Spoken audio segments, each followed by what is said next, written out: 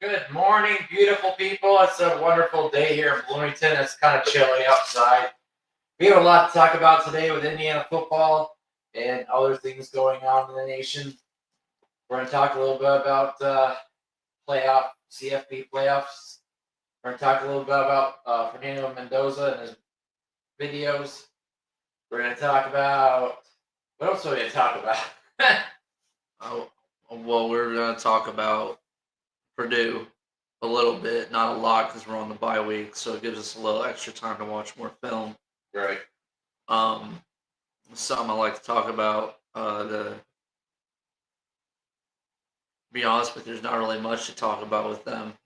No, there's not. Not much. Really. I hate to do that because every team in the Big Ten is a good team. Purdue had a rough week last week against Washington, and they acted like they threw in the towel. I mean, honestly, they acted like they just wanted to be over with. So it's up to Indiana to put them out of their misery. Anyway, I don't like Purdue. No, we've had a long history with Purdue here at Indiana. Many games would determine whether we're going to a bowl or not. Was the last game of the year in this rivalry bucket game. There was a head coach one time that was at Indiana University, and he slept with a bucket. That was Lee Corso. He stopped the team against Ohio State. We're beating Ohio State. Took a timeout, got a picture of the team. I mean, he was a character. He was really a character. Still is a character. But so we're talking about a little bit of that, a little bit of this. But let's get into this right now. What are we going to start out with? The CFP playoff. CFP playoff. Okay, we disagree with this a little bit. You and I were discussing this last night a little bit at the coaches show. And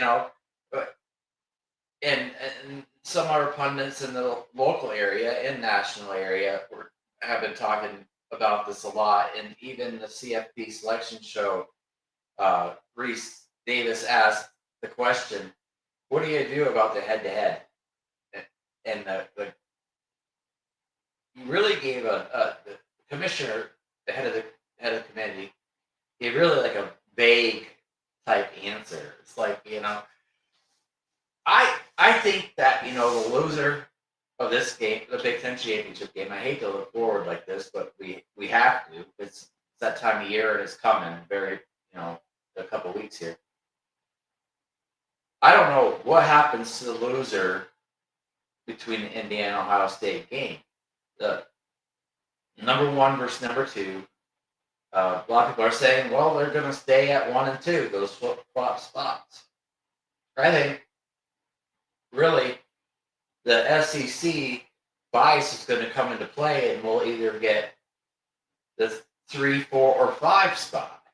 Now, with 5 spot takes us at home for our playoff game, but 1 through 4, of course, gets us a bye. So if we win the game, everybody knows that it's a Rose Bowl because that's who has the Big Ten. They have for years. But what do you think? I think you're delusional. Well, I've been told that before. Okay. All right, so here's the question I have to ask you. Okay, and maybe I can make you think a little harder about it.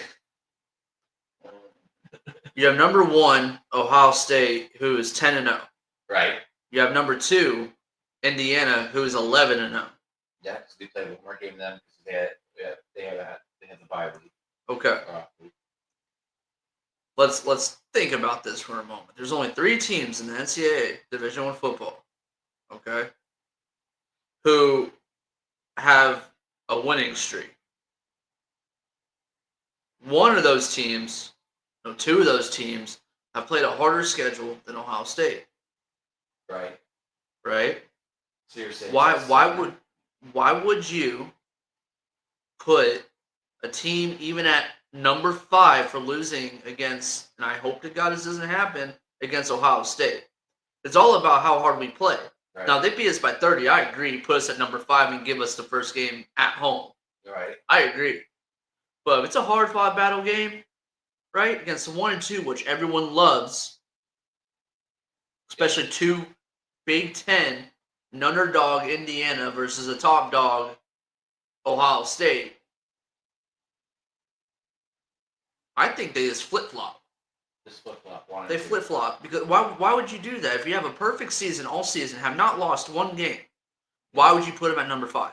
Yeah, well, I mean, the big game will be, there's a big game this weekend, but also the big game coming up is for Ohio State and Michigan coming up. They have Rutgers this weekend, then Michigan at Michigan.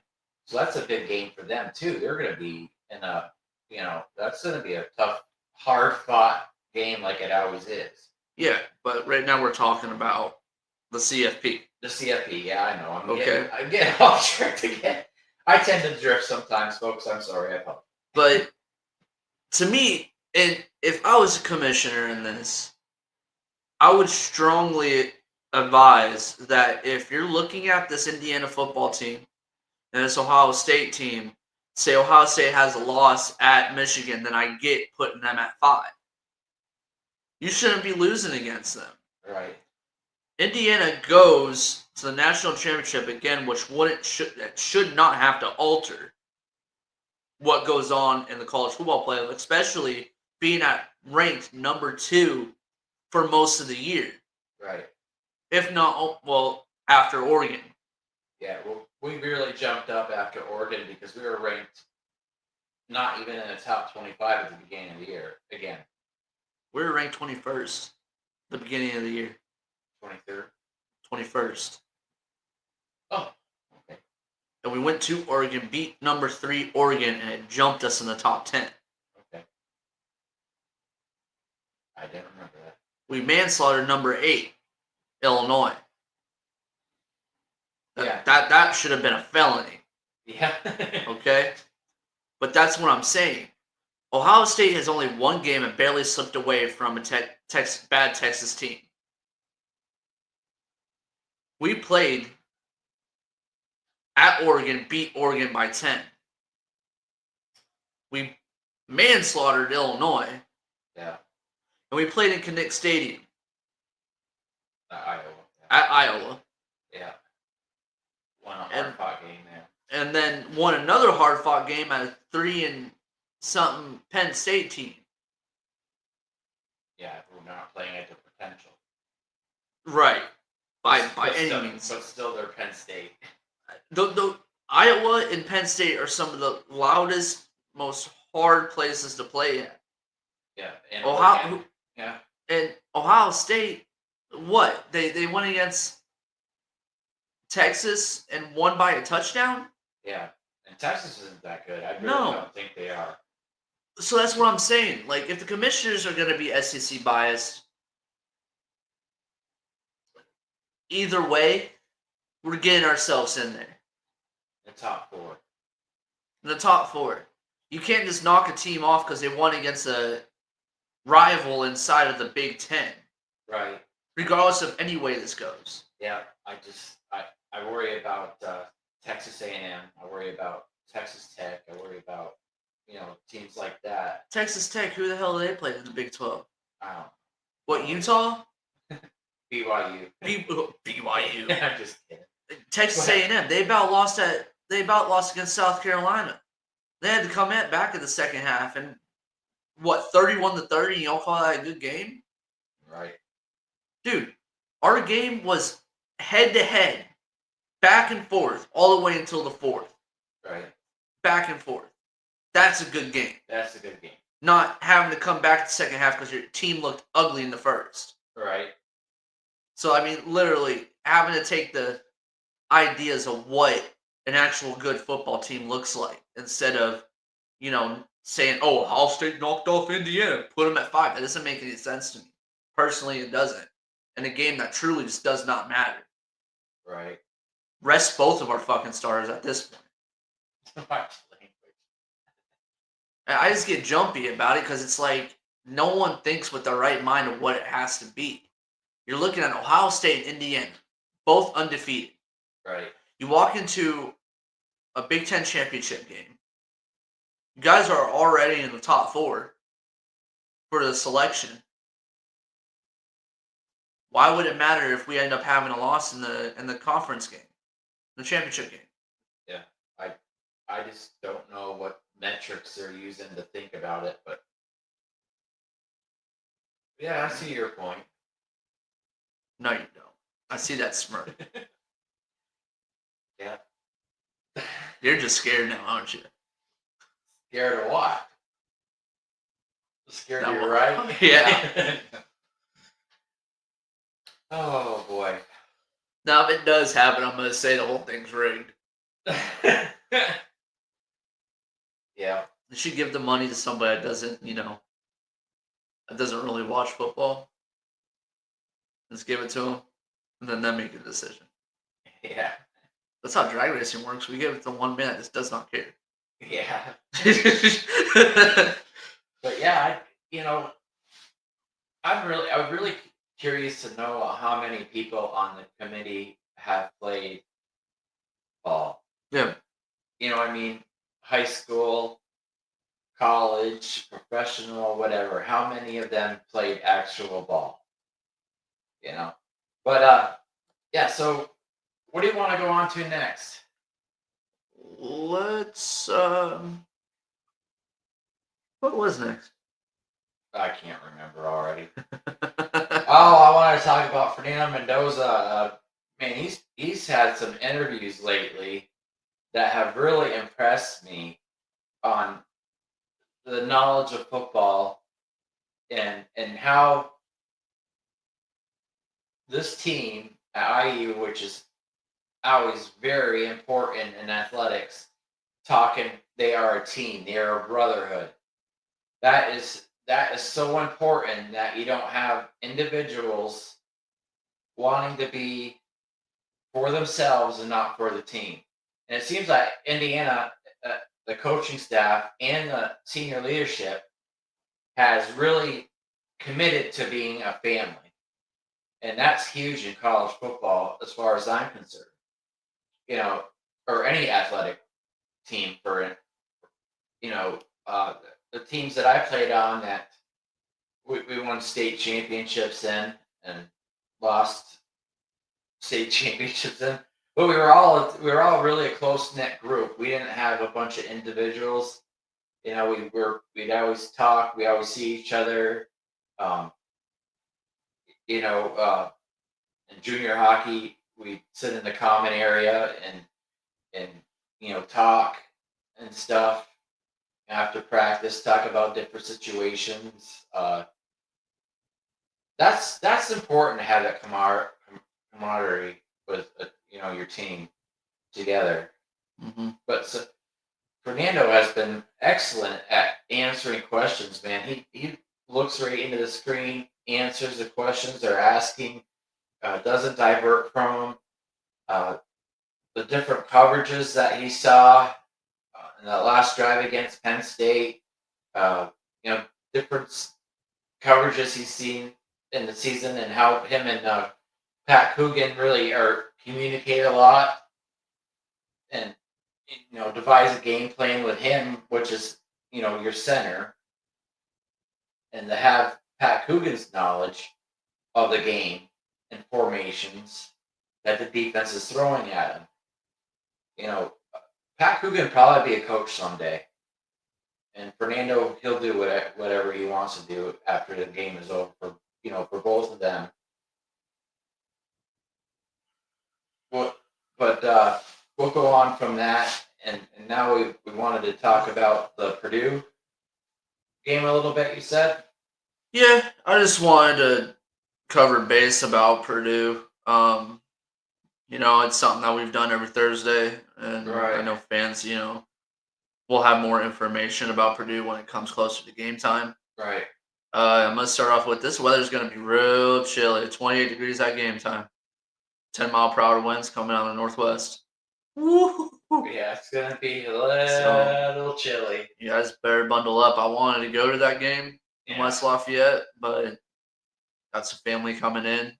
We have family coming in, and and they might be on the show next week. Yeah. But yeah, about Purdue. I've seen a lot of different schemes for them. I've seen the 4-2-5. I've seen the 4-4-3. I even saw 46 defense one time. Yeah, they play all sorts of different things. Multiple defense up front. Yeah, this is a young team. There's a couple seniors on there, but it's a very young team. Overall, it's a young group of young men. Yeah. I've seen some stuff I haven't seen before in a long time out of the offense with some of this misdirection that I haven't seen since high school. Yeah. And their offense has a good fire to them. If they can get open and get the ball where they need it to be, they have a good running back. Right. He's young, so it comes with it. Time will tell, but the quarterback runs a lot too. Yeah, so for a another dual threat quarterback. Yeah. We've dealt with that for a lot this year. It seems like. I would since game one. I would see with their defense going up against our offense. I'm really interested to see if they're going to run that 4-2-5 against us, because that's what's worked a lot against us here lately. Right. Pre-warning. Yeah. So it was like so basically what they do is they have two high coverage. Then they have a floater, a free safety floater, basically eyeing where the quarterback's going to go. It's a the spy. running back a spy. Yeah.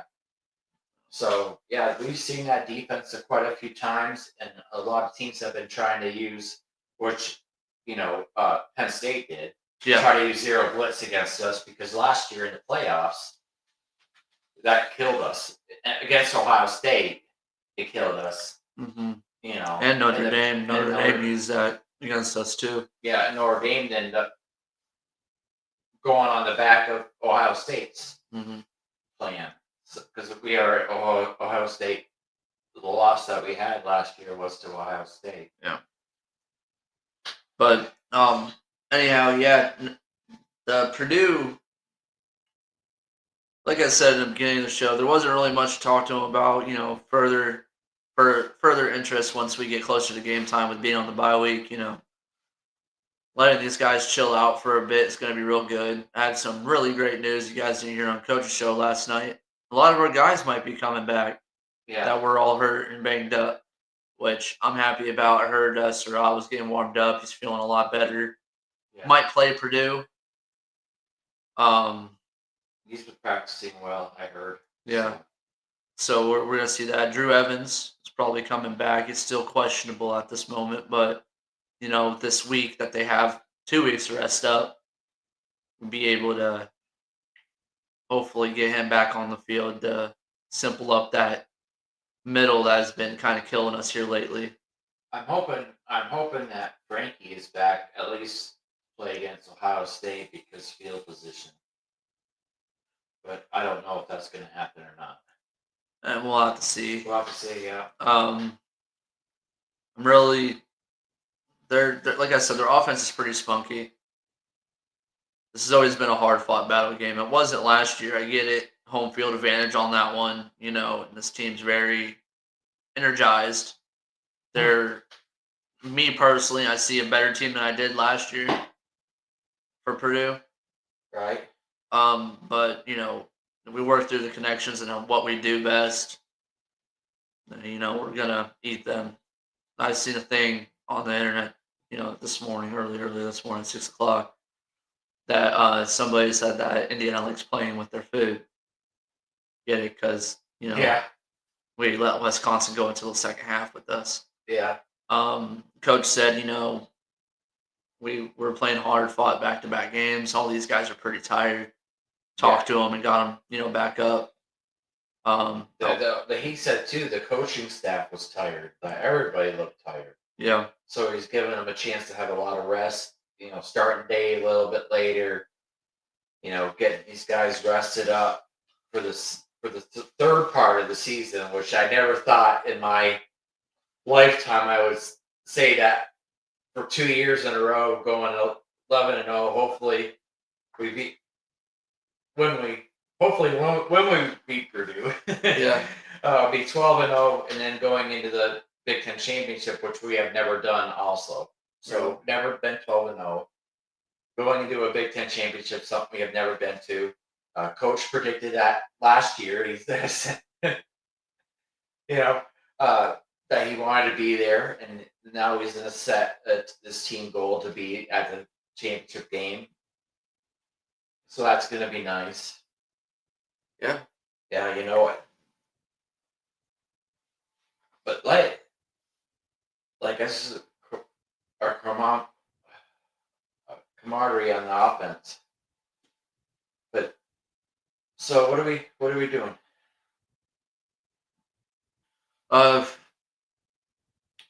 It's a tough day to talk about things, people. I mean, there's really not much to talk about. You know, the big game this weekend, I think, for the whole a national standpoint, is the USC Oregon game. Yeah, that's going to determine a lot. That's going to determine a lot. Yeah. Could shift a lot in the college football playoff, and I'm pretty stoked about that. About that game.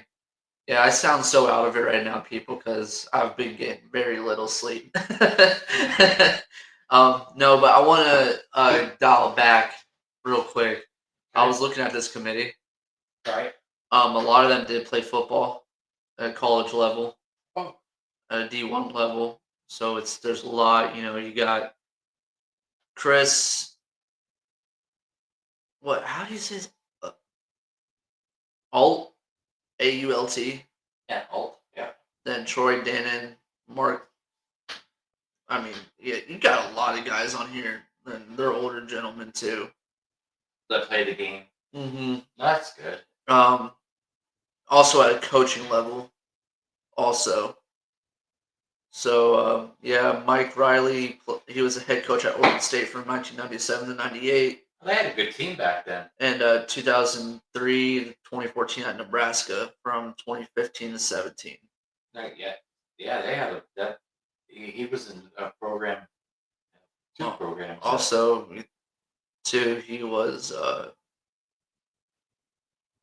coach of the National Football League, in the National Football League too. It doesn't state where. No, sorry. After a year as assistant head coach with New Orleans Saints. Huh. So, yep, he so there's a lot. There's a lot. Riley graduated from the University of Alabama, where he was a defensive back coach at Paul Bryant's 1973 national championship team. Oh, cool. So yeah, like a lot of these guys, you know, it's hard for me to see, you know, if there's going to be a lot of SEC bias on this one. You know, all these guys were coaches, kind of. They know ball. It makes me understand and kind of calms me down a little bit. But yeah, some of these matchups, you know, it's kind of slow. You know, the SEC is playing their Division II teams now. Schedule. The softy schedule. The softy schedule. It sounds like it might be a rest for all of us coming up.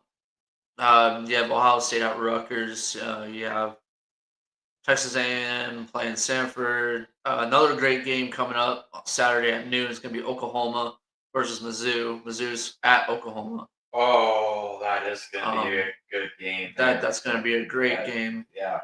I see a lot of differences, even though Oklahoma knocked off Alabama, which somebody called that. I'm not going to name names, but you got Miami going to Virginia Tech. You got Charlotte going against. Yeah, Virginia Tech get hiring their new coach. Yeah, congrats, Franklin. Yeah. You know, congrats going into Virginia Tech. You know, it's a great school. Yeah, it's a good school. They have a lot of they have good money there. They recruit really well, and he's going to be able to recruit his area that he already recruits. Yeah. So that helps us tremendously of recruiting the area that you're used to recruiting in. And of course, he recruited nationally at Penn State too, but his prime players were in that area that he would recruit. Mm-hmm. So that's going to be good for him. I see them, and you know, next year, the year after, being a pretty darn good football team. I really think that it might come back because he's a good coach. I really do think that. You know, we'll see. how that works out. And we have, like you said, USC and Oregon going head to head on that. I don't know. I'm calling for an upset this week. I'm saying 5-5. Kentucky's going to take out Vandy. Oh, Number 14 Vandy. that is a upset. You got number 24 Tulane going on against Temple, which isn't much of a game. Number 18 Michigan's going to visit Maryland. At Maryland, Maryland, they're talking about a team that is just brutal. having a rough year. Yeah. Poor guys. You got TCU going over to number 23 Houston. You got Pitt, number 16 Georgia Tech. Calling for an upset on that one. You think Georgia Tech's gonna win that game? No, I'm thinking Pitt's gonna win that game. Oh. They're fast. They're very, they're a good team. They had some hiccups come up in the last game that cost them the ball game. But Georgia Tech's 9-1. It's at Georgia Tech, so they have the home field advantage. But Pitt's really good at quieting down the stands a little bit. So I'm interested to watch that game. That's a 7:00 game on ESPN. Probably going to tune in on that one. You got number 21 Illinois at Wisconsin. Ooh. That's going to be cold. Yeah, that's going to be cold. Yeah. And that's going to be a good game, too. Wisconsin is just, they're like Iowa. I mean, they're underappreciated. Mm-hmm. I really think that's going to be an interesting game to me. Yeah. It really is.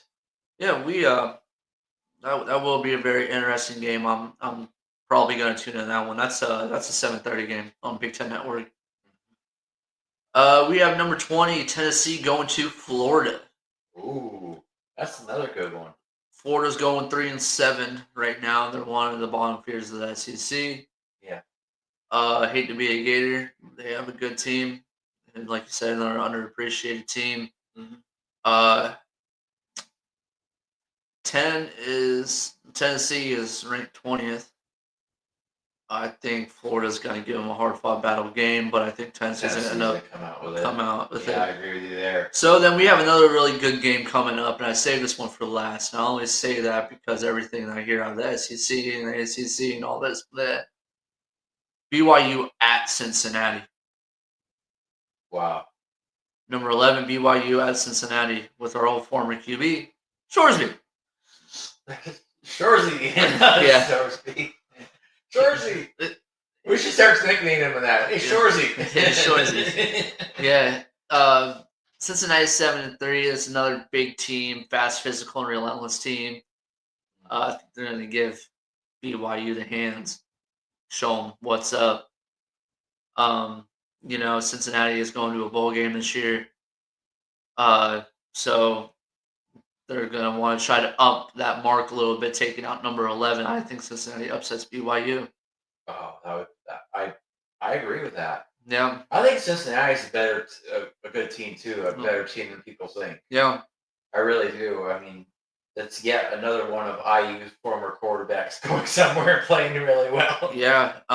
Backing up on that, man, I hate saying we just didn't have the recruits or we didn't have the coaching. But that's what it was.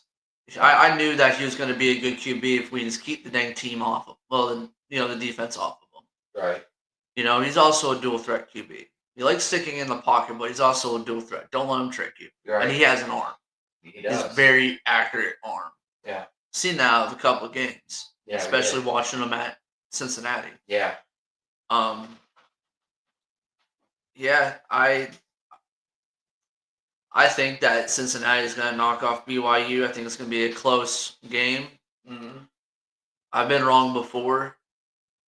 Be wrong, all the time. If I'm right about this game, I'm going to the casino. Okay. It sounds like one of these days of the week I'm going to the casino anyway. Maybe. I know what slot I'm going to. Anyhow. Yeah, play the fishing game. Yeah, we all that. I'm gonna I give it wonder a if it's mine. even there. So I haven't been to the casino in so long ago. I think we need to switch it up and get out of the casino we normally go to and go to Jet Ho. Let's do that. Something new. Something new. I haven't been there yet. I'd like to go see It's that. open. It's new. Anyway, yeah. Yeah. ASU versus Colorado. Nah. That is a now that just brought ding ding ding ding. The ASU quarterback is wanting out after the year. Oh yeah. ASU quarterback. Who is that quarterback? He's a very good quarterback. Is he? Yeah. And he wants out. There's been some little chatter going on there. Little chatter. You think he's gonna hit the transfer portal? He is. I know that for a fact. The question is, where does he go? Could we get him at IU? That's a question. That's You have a to good think question. about people because he's a good quarterback. Wow. Yeah, I don't know. I think he kind of shot himself in the foot coming here. He said on 3 that y'all are a joke about ASU. You know, with the one thing I've learned about Coach, right? If you can't hold your composure for one, you can't, act like a human being for 2. No, sorry, I got that wrong. Sam Levitt's brother immediately calls Andre's reporting a joke. I don't know. Let's look at his. He's a good quarterback. I'm telling you, Chase. I've seen him play. Not even looking at statistics wise. I've just seen him in game management situations. Yeah. That he's a good quarterback, and that it might happen. Hopefully, I want Fernando to stay home for another year because the teams that he potentially could go to in the NFL draft are Dallas, Giants, Las Vegas Raiders. I don't know if I see him going to the Giants with what they have now. To be honest with you. But Las Vegas. Yeah, Las Vegas. I can see the Raiders. I mean, I watched that game the other night, and their offensive line was just brutal. Yeah. I don't want him to go. If he does go out, I wish that he did go out next year so he could maybe. It doesn't sound nice, but drop a few spots.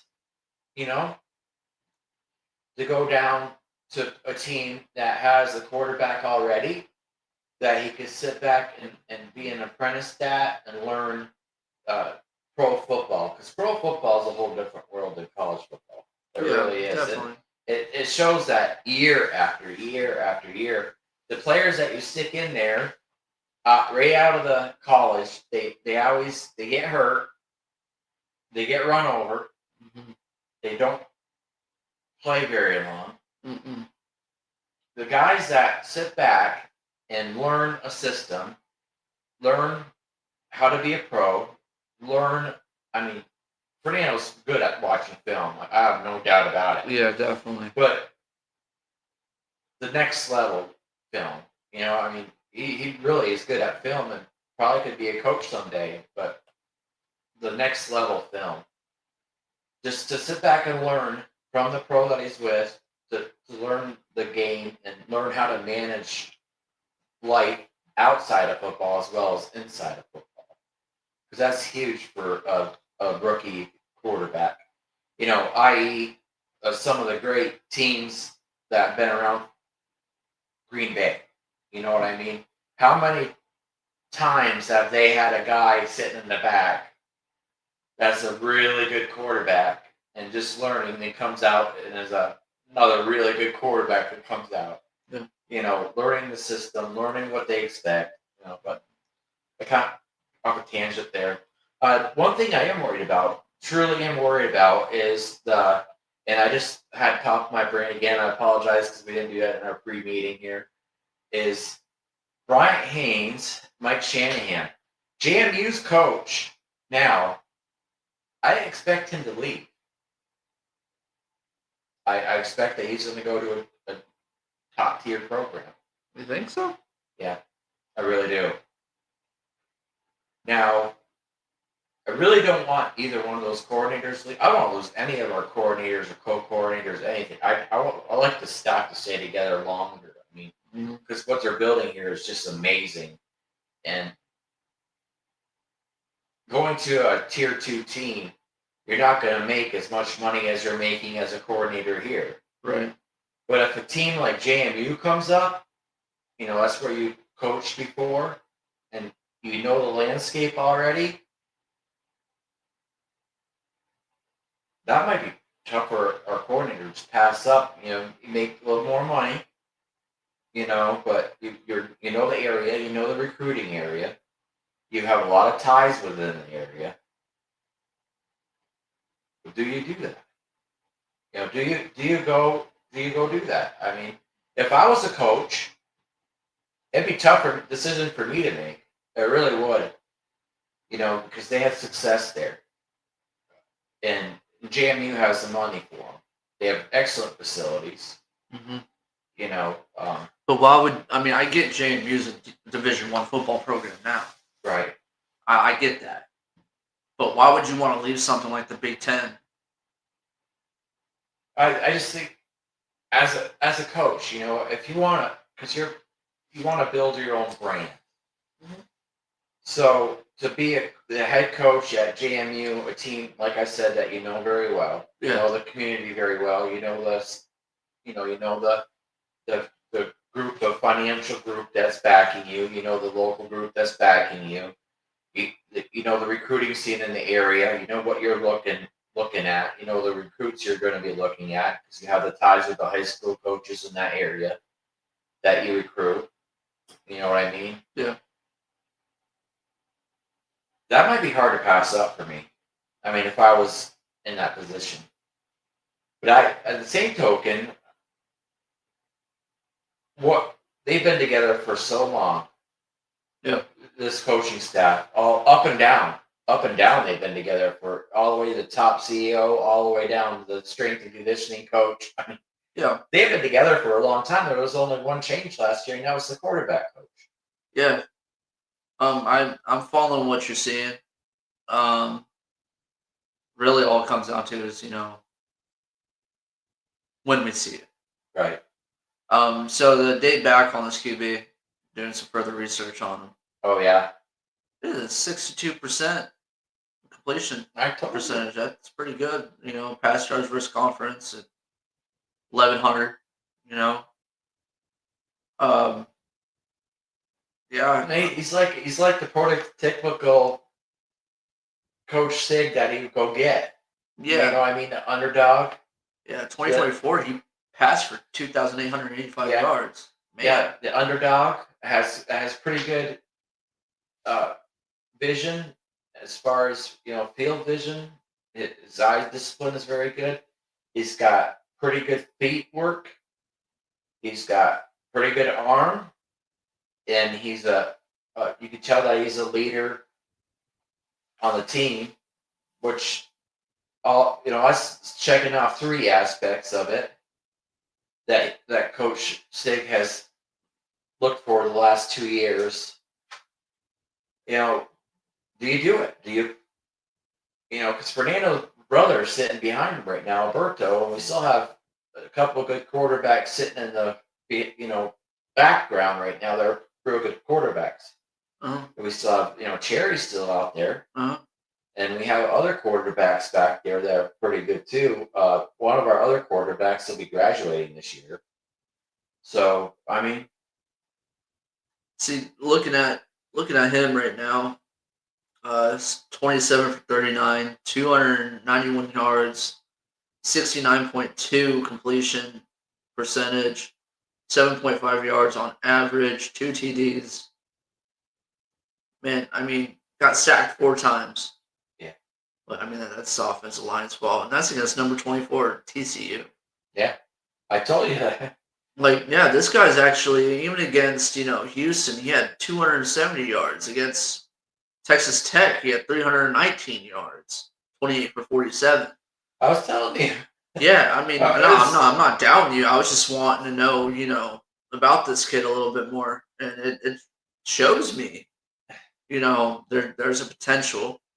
Um, I find it to be a small percentage that he would come to Indiana, Yeah. but that might be a good pickup. But I Mhm. say you start Alberto because he's proven. He's out of the program. He's south the program. He's proven. He's also Mendoza, so you know, don't put Alberto on.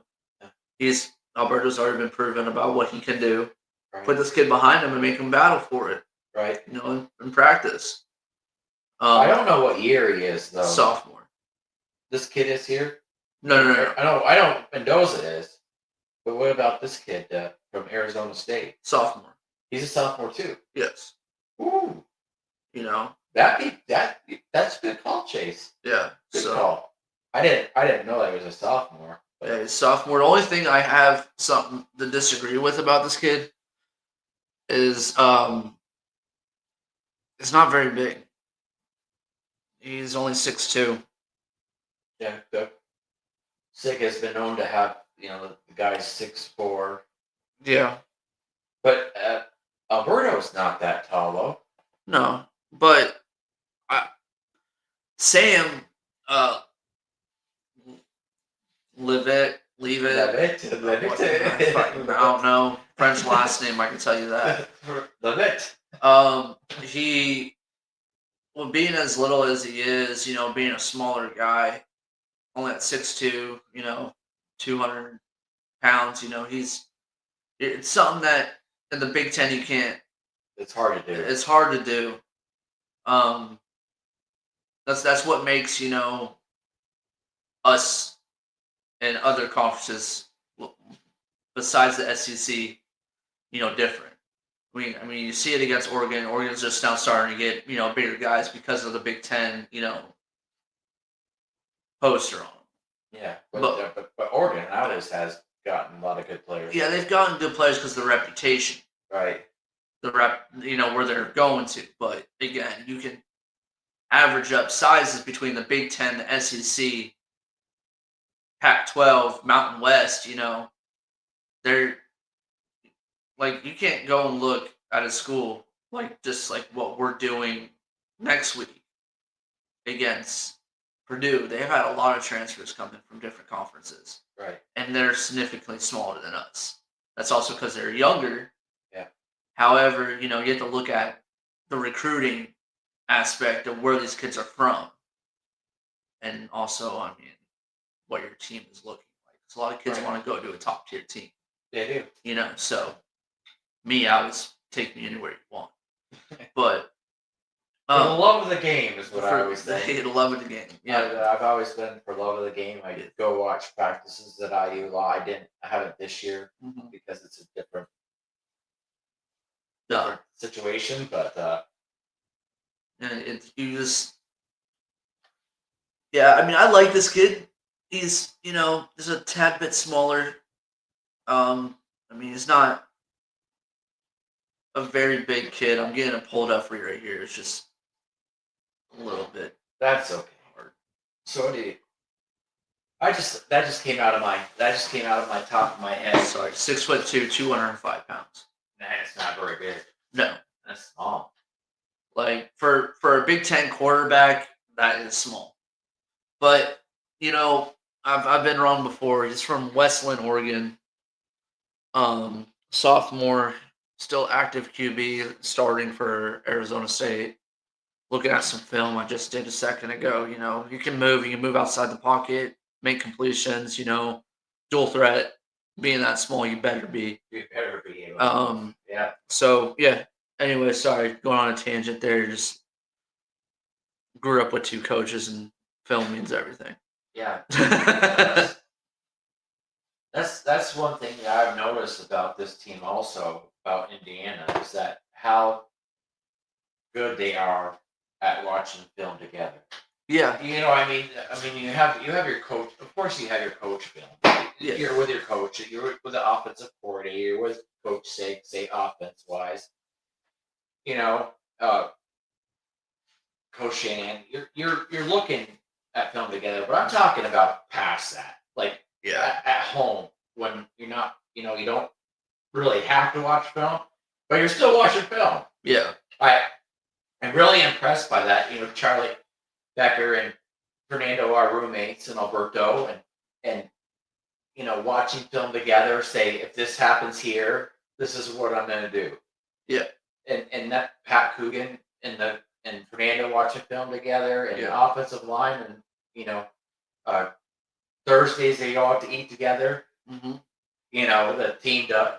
A lot of the players do go out to eat together. The offensive line and mostly Mother Bears. Come to figure out. mostly Mother Bears. Yeah. Don't ask me how I got that source. I just know. I'm joking. No, Elijah Surratt and Bub's Burgers and stuff like that from Mendoza and MS. Movement. Which proud of him for that. Making a movement for it, letting people know what MS is about. Right. Yeah, that's a big part, especially with the brotherhood that you got. Especially if a roommate with a wide receiver and you're a really good QB and a great leader. You want to have that one man you can always look off to your left or your right and be like, hey, this team is known for X, Y, and Z. Let's watch film on them. Let's figure out how we can break them down. Right. This is what I'm going to do if this strong safety comes pulling on you like this, you're going to do this, stuff like that. Yeah, it's definitely good to have, a bunch of brothers together. It makes football a lot more fun. The locker room's a lot more fun. If you guys got people butting heads in there, we know in the past at IU we had some actual fights in the locker room, mm-hmm. and we know that for a fact under a previous coach. People got dismissed. I mean, it didn't really go public at all, but the general public didn't know about what was going on in the locker room. But these guys together is awesome. How close knit they are, and not having the player like we had a couple of years ago that wanted to be the focal point of everything. Yeah, and that's not how this program is run. And that's not a shot against Coach Allen or the coaching staff. It was just they didn't know how to wrangle in the drama. They didn't know how to kill the mouthing off and the no discipline aspect. Discipline and off the field discipline too that a lot of people didn't know about. Yeah, like there was some times in there, being a young man, I was like, my coach would never let me do that. Yeah. There's been times when my coach has grabbed me by my face mask and threw me on the ground because I messed up. Right. Or to go after somebody because they messed up. Right. That's called discipline. Yeah. And when we messed up, guys, I'm not joking when I said this. I had 2 coaches in my lifetime that were very disciplined oriented coaches. Yeah. One of them was a very good. He ended up leaving Bloomington South, then coming back to Bloomington South to be an offensive coordinator. Right. I see him on the trails here in Bloomington all the time. Great guy. But that coach, when it comes game time, whole different person. Right. And if you were messing up, he would let you know after this game, even if you did good, you're running sprints. Yeah. Had another coach at Edgewood. When we were playing against him, one of our other outside linebackers was messing up. He grabbed me by my face mask and threw me onto the field. Guess what that locker room was like that? Whenever we got into the second half. Yeah. Right in that locker room, I promise you, it was nothing nice to say. But once we got off that field with that win, that large margin win, 2 pick sixes for me, then I had a running back run straight up dead up the middle. You had my best friend, watching his baby right now. He's another outside linebacker, strong safety, cornerback, you name it. He was on that. Yeah. And QB. He was our Wildcat QB. Yeah. We were all so tight knit together that we would literally find a way where we could watch film, and we had film. That all we had to do was just pop it in. What it was back then was the PS2 and PS3. Pop it in. We used to sit down here and actually in this very room and sit here and watch film. Yeah. You know, but that's what made us go to be in a conference championship team. Right. You know, we were undefeated by. Well, no, we lost one game that whole year against a team that watched more film, was more disciplined, faster, bigger, stronger, than us. Yeah. But that comes again as a brotherhood. We had 2 losses last year here in Indiana. Right. When everyone else thought we were going to fail, we came back and conquered. But that's what comes with the brotherhood of a team. Right. One person can change the aspect of the whole entire game. We saw that at Penn State. Right. Omar Cooper changed the whole aspect of the game. Last second of the game. Yeah. He was the captain that day. Right. Then you have Mendoza being the captain every game. Charlie Becker. Charlie Becker stepping up to the plate, Nowskowski. Yeah. He You know.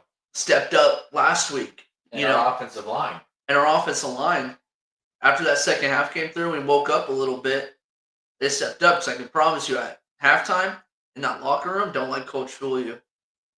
Don't let him fool you. I can promise you there was probably nothing nice to say, because our QB got hit twice in that half. Right. Twice, and that does not happen. No, it hurt. Like, it hurt him. Hurt him. And, that's kind of a big deal. But that's also the point. Whenever, going back to the Mendoza, on an interview, he says, no matter what it is, I cannot stay down on the field. These guys need me. Right. I need them. I will never show them that I am in pain. Right? I will never show them. That's a leader. Yeah. But you can only be a leader if you don't have a band of brothers together. Then there's no leader, then you guys are a bunch of followers. Right. And this group is truly a band of brothers. They truly are. Up and down. I love that. Yeah. I mean, you can't coach that. No. That's installed with senior leadership. Yeah. I mean, you try your best to coach it, to preach it, and to coach it as a coach, assistant coach, whatever coaching part you are. Yeah. But it takes special group of men, or whatever sport, women in their sport. Mm-hmm. It takes a special group to do that. Mm-hmm.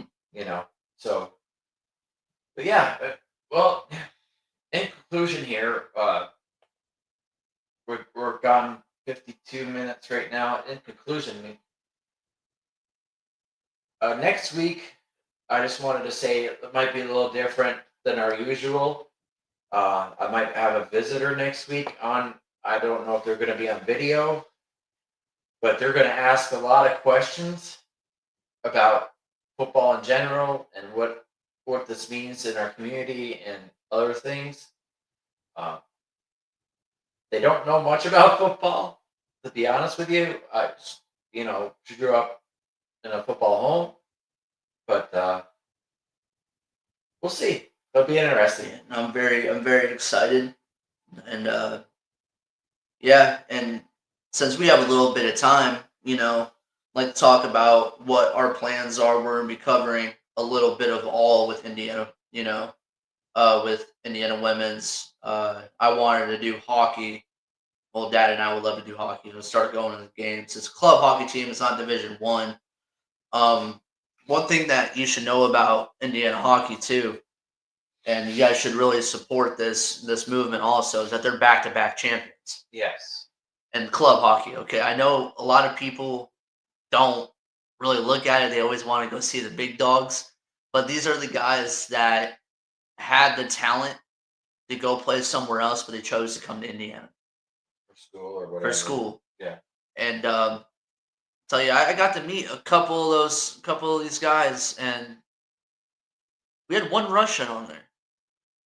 We have a Russian on I the have a team? Russian on the team. Ruski? Yeah, I was shocked about that. I was like, wow. But the goalie, you'd like the goalie. He's real funny. He's a funny guy. Funny guy. We're a different breed. Yeah. But yeah, we're gonna cover some of that. IU women's Basketball. basketball. I thought about covering that. There's not a wide range of that. maybe a little bit of men's basketball. I might talk to a buddy of mine, that you know too, and see if he wants to come on the show and talk about basketball. He has a lot of basketball knowledge going back for several years here for IU. A big IU fan and supporter. We'll try to get that to happen. So one person, his name is Gary, that knows basketball really well, and a huge supporter of IU. So that might happen. I might be getting him on the show. I need to talk to him still, and another guy we might have coming on to talk basketball, women's and men's basketball. We might have him come on too, but we're still working on that and work in progress. Yeah. It's kind of weird because I don't think they're either one of them are going to be like you. Yeah. You know, I mean, like on camera, they're going to just want to sit back in the corner and talk about it. Yeah. Having me as a focal point in this ugly mug that I have every week. I'd like to have some more come in there and see and be on camera because of my gremlin is coming. This is my son Chase. Anyhow, yeah, I'm really stoked this year about what we're gonna be doing. Of course, we still have multiple days, multiple weeks of football hopefully coming up. Yeah, I hope so too. But having a little bit of time to, do this for football is gonna be exciting. It's gonna be exciting. I hope we come out with what we need to, and then after that we're gonna transition over to hockey, transition over to women's basketball, some men's basketball. Yeah. Not too much of a fan of wrestling. I did that.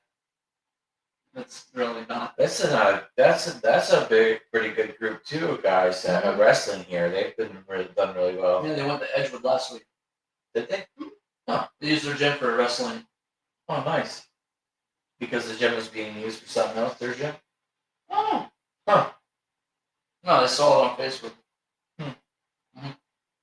Bloomington South has always had a really good wrestling squad. Yeah, I know.